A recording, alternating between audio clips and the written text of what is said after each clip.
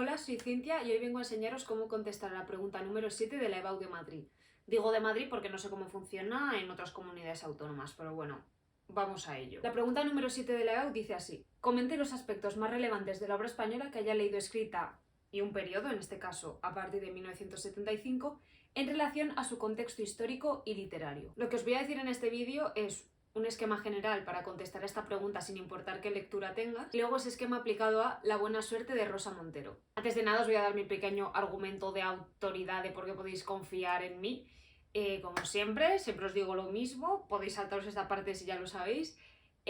Podéis no confiar en mí si no queréis, evidentemente, pero bueno, deciros que yo saqué matriculado de honor en bachillerato en lengua, matriculado de honor en bachillerato en general, con la beca de excelencia de la Comunidad de Madrid, saqué un 10 en la EBAU de lengua, en fin, que lo que son las cosas académicas de bachillerato, porque ahora en la universidad no tanto, se me daban muy bien y espero poder transmitiros de alguna forma o enseñaros un poco cómo lo hacía yo para que os salga también bien a vosotros. También que estudio literatura en la universidad y que cuento con la ayuda de mi profesora Mar para que no os falte ningún tipo de información en estos vídeos. Ahora, el esquema para contestar siempre a esta pregunta. Lo más importante es saber el espacio que tiene que ocupar, porque como hay folios limitados, es muy importante que cada pregunta ocupe un espacio concreto para que quepan las demás. Esta pregunta no debería exceder el medio folio o 2/3 de folio. Como yo personalmente dividía esta pregunta era en 3 párrafos. El primer párrafo de datos bibliográficos e información del autor. Por datos bibliográficos me refiero al título, al autor, al año de publicación, al género literario y también la relación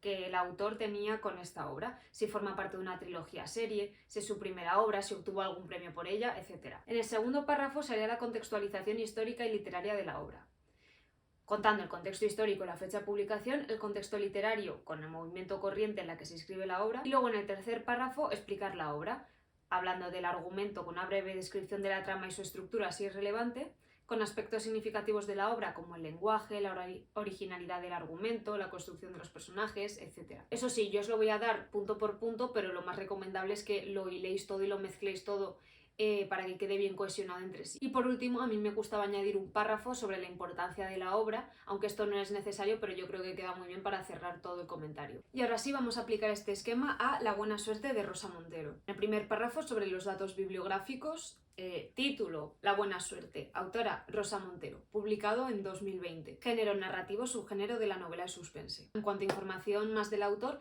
es una obra suelta, no pertenece a ninguna serie y ganó el Premio Nacional de las Letras Españolas. En el segundo párrafo, en el contexto histórico y la fecha de publicación, tras la muerte del general Franco en 1975, comienza la etapa que conocemos como transición democrática. Durante los años 60 se había estado abriendo poco a poco el país a las culturas exteriores y había recibido influencias de otros países. Realmente el contexto histórico de esta fecha es muy limitado. En cuanto al contexto literario, La verdad sobre el caso Savolta, la obra de Eduardo Mendoza, marcará un cambio en la tendencia que se estaba cultivando hasta el momento. Cambia la tendencia a un mayor rechazo al experimentalismo, una vuelta a la tradición y el interés por las obras bien escritas con intriga y misterio. También el divertimiento y las historias transparentes. Las últimas décadas del siglo XX se caracterizarán por el aglutinamiento de tendencias, obras y estilos, también la individualidad de cada autor que empleará su estilo único y sobre todo por la novela de género, ya que empiezan a aflorar muchísimos géneros nuevos. Los rasgos principales de este contexto literario son la variedad estilística y temática, con fantasía, humor,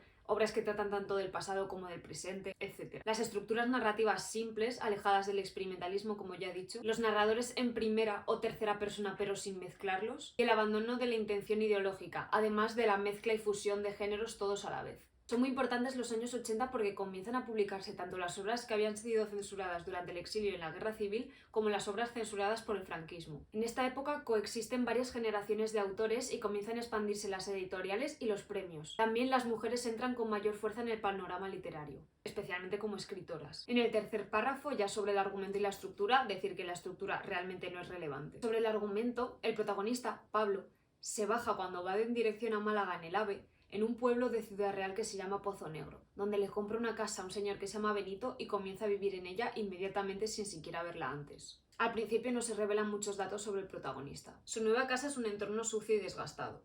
Allí conoce a su vecina Raluca, con la que comenzará una amistad. También a don Felipe, un vecino mayor y enfermo, y a Ana Belén y su hija, que tienen una relación de maltrato doméstico. Pablo comienza a trabajar en el mismo supermercado que Raluca, el Goliat, para tratar de llevar una vida normal. Poco a poco se comienza a conocer un poco más el pasado de Pablo, que es un arquitecto de fama internacional. Se ve envuelto en una serie de mentiras al no querer reconocer su verdadera identidad. Benito, el vendedor de la casa, comienza a sospechar de Pablo y a extorsionarle para sacarle dinero. Pablo, por otra parte, comienza a ser extorsionado por dos hombres que sospecha que son neonazis. Aquí se revela más sobre el pasado de Pablo, la muerte de su mujer, Clara, y la identidad de su hijo, Marcos, que es el cabecilla de un grupo de neonazis con el que tiene bastante mala relación. Pablo y Raluca comienzan a tener relaciones románticas. Tras una visita de los neonazis a Pablo y su sometimiento pagándoles miles de euros sometido al chantaje, la policía interviene y arresta a los dos criminales. Ana Belén es visitada por los servicios sociales y se llevan a su hija. Finalmente, Raluca y Pablo se mudarán a Madrid donde esperan un hijo. Sobre los aspectos significativos, el tema principal es